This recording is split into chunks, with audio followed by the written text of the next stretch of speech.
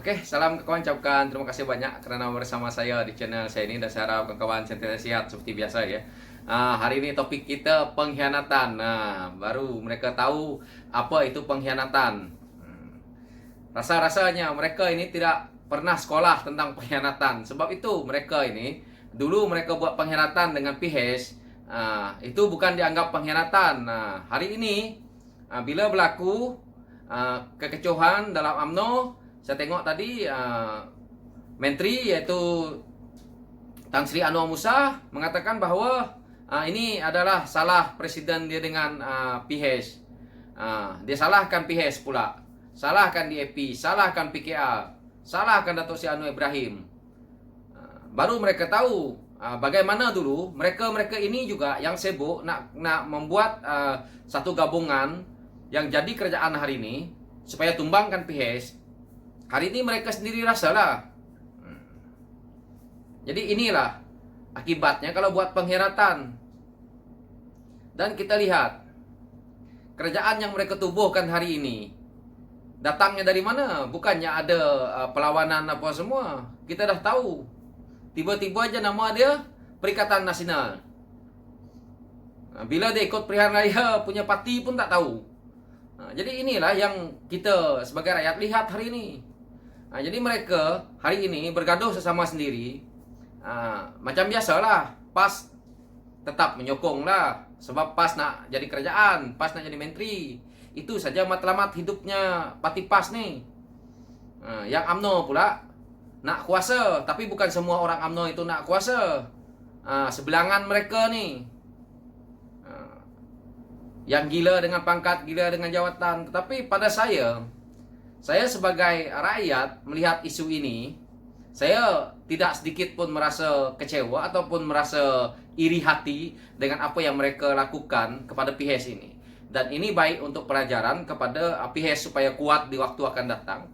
Dan satu lagi, PHS boleh membentuk anak muda baru. Dan saya yakin bahawa Datuk Seri Anwar Ibrahim sebagai pimpinan PHS yang tertinggi mampu seperti dahulu melahirkan tokoh-tokoh muda yang berkaliber untuk membina negara ini di waktu akan datang. Dan daripada pihak sebelah sana, saya yakin mereka tidak boleh melahirkan tokoh-tokoh muda. Tidak ada tokoh muda mereka yang berkaliber sampai hari ini. Kalau mereka dengar ini, saya punya kritikan ini, buktikan siapa tokoh muda yang mereka boleh lahirkan. Yang banyak lahirkan tokoh muda adalah parti politik daripada DAP, PKR, dan sekarang ni Amanah.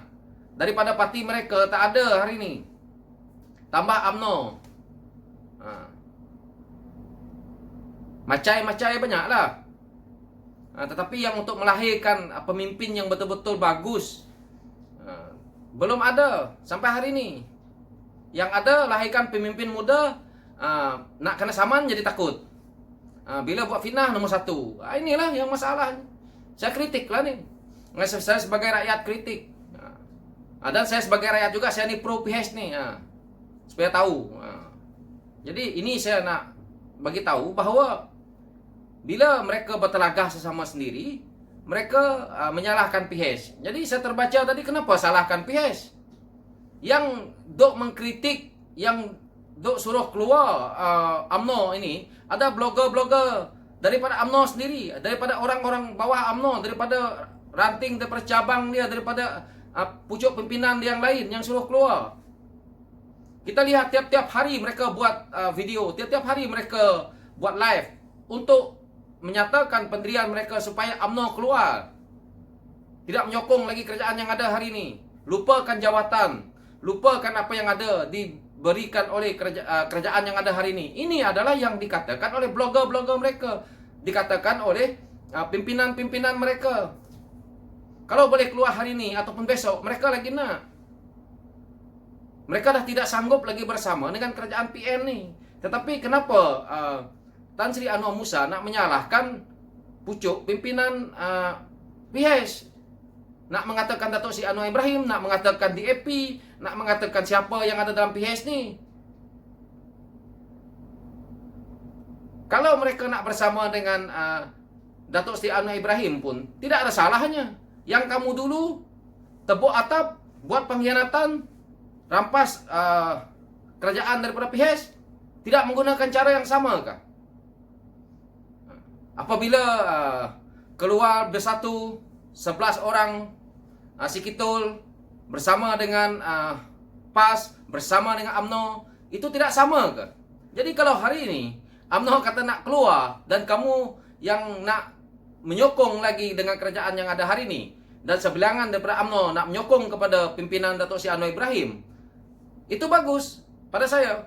Dan biar Datuk Seri Anwar Ibrahim naik sebagai Perdana Menteri, orang UMNO naik timbalan Perdana Menteri dan mencari menteri-menteri baru yang bagus, yang berkualiti untuk menjadi menteri yang lebih baik daripada kerajaan yang ada hari ini. Ini rakyat lebih sanggup lihat daripada rakyat nak lihat apa yang ada hari ini. Kenyataan-kenyataan menteri keluar macam ni, macam tu, macam ni. Berbagai-bagai ragam. Isu darurat tidak selesai-selesai, parlimen tak dibuka, tak selesai-selesai. Rakyat lebih mau seperti itu. Saya yakin kalau Datuk Seri Anwar Ibrahim, apalagi dia dah tahu Datuk Seri Zahid Hamidi ini adalah dulu di bawah dia, dan saya rasa mereka boleh bergabung jika mereka nak. Tetapi saya tidak tahulah. Tapi sebagai sama-sama memegang tampuk pimpinan masing-masing, kalau mereka nak bergabung, saya yakin bagus. Dan saya rasa mungkin dapat membersihkan sedikit image UMNO. Jadi ini yang mereka dengki, yang mereka takut hari ini, keluar ke kenyataan seperti ini, keluar ke kenyataan seperti ini. Yang tersepit hari ini PAS lah. Saya memang, kalau saya sebagai penyokong PHS, saya memang harap orang PHS tidak terima PAS masuk ke dalam parti PHS ni, komponen PHS ni lagi. Walaupun memang kita nak cari gabungan dalam parti politik, tetapi cukuplah pengalaman dia waktu dia bergabung dengan Pakatan Rakyat dahulu. Sudah cukup. Saya di waktu Pakatan Rakyat tu saya ada bagaimana membantu PAS untuk menang. Setelah mereka mendapat banyak kerusi di waktu itu, mereka keluar dengan berbagai-bagai alasan, menggunakan isu agama di waktu itu. Mereka tidak fikir di waktu itu mereka nak menang daripada sumbangan daripada orang-orang DAP membantu dia. Hari ini mereka mengkritik DAP, mengkritik itu ini. Tetapi isu-isu lain yang seperti mana yang saya buat di video yang kemarin, kita lihat Presiden Jokowi dengan tegasnya tentang isu Arak. Cari sendiri, saya punya video ada tuh tentang itu. Apa yang PAS boleh lakukan hari ini? Menteri Timur Tengah, apa dia pelaburan yang datang hari ini? Terus terang, kita sebagai rakyat lihat hari ini, apa yang Menteri PAS buat? Selain daripada makan gaji buta. Itulah ramai orang mengatakan lebih baik menteri-menteri yang ada ni sedekahkan balik gaji mereka kepada rakyat. Karena itu pun duit rakyat. Jadi itu lebih baik.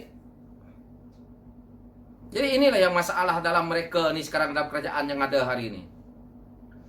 Mereka dah telur di hujung tanduk.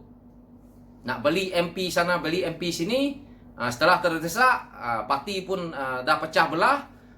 Mereka ugut sesama sendiri, nyalahkan PHS, nyalahkan PKR, nyalahkan Datuk Seri Anwar Ibrahim. Saya nak bagi tahu satu hal. Datuk Seri Anwar Ibrahim ni dikritik, dikutuk, dikeji, dihina. Tetapi dia keluar dari penjara, dia tetap menjadi seorang pemimpin yang hebat. Lebih hebat daripada pemimpin-pemimpin UMNO, lebih hebat daripada pemimpin PAS, lebih hebat daripada pemimpin yang lain lah. Saya tidak nak cerita lah tentang DAP, karena DAP dah lain partnya. Tapi kita boleh lihat bahawa hebatnya Datuk Seri Anwar Ibrahim ni. Dikritik bahawa orang kata dia meliwat lah, mengatakan ini. Tapi dia melahirkan pemimpin-pemimpin muda. Semakin besar parti PKR tu dia di bawah pimpinan dia. Dalam penjara sahaja pun dia boleh bentukkan parti dia yang ada hari ini, parti PKR itu jadi hebat. Apalagi kalau dia keluar penjara. Sebab itulah makin menakutkan. Jadi tidak perlu nak menyangkal bahawa kehebatan Datuk Seri Anwar Ibrahim ini terbukti. Cuma yang menyangkal dia Tun, yang mengatakan dia ini bukan seorang pentadbir. Macam mana Tun kata dia tidak seorang pentadbir? Dia menjadi timbalan Tun dah berapa lama. Nah, ini satu masalah lagi dengan Tun nih. Saya tu nak masuk lah. Dah bosan saya nak cerita tentang Tun tu. So biarlah macam tu.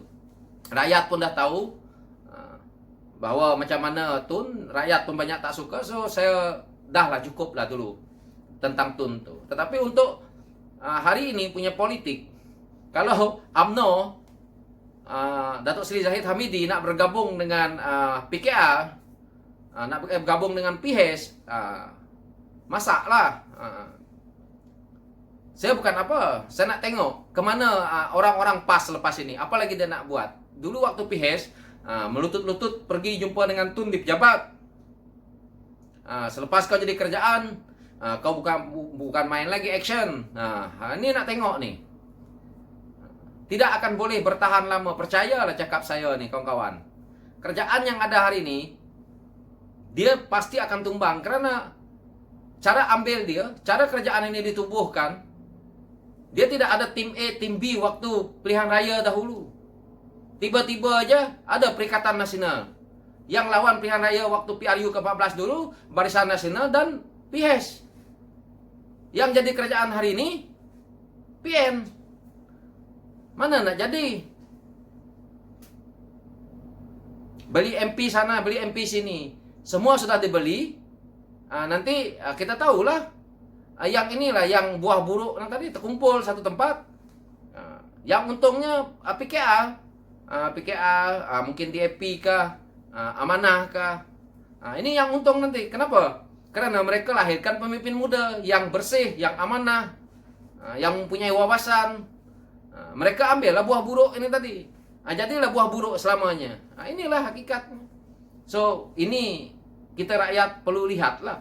Jadi itu saya kata, ada baiknya di sisi itu. Jadi biarkan mereka, kita rakyat memang dah dalam keadaan susah seperti ini. Kita pun tidak boleh nak buat apa lagi. Kalau kerajaan ini diambil oleh PIHES sekalipun, tetap lubang dah dalam. Perlu dibaiki oleh Datuk Seri Anwar Ibrahim. Bukan kerja mudah juga itu. Hutang negara pun dah banyak. Semua kementerian tu lubang dalam-dalam tu. Percayalah cakap saya ni.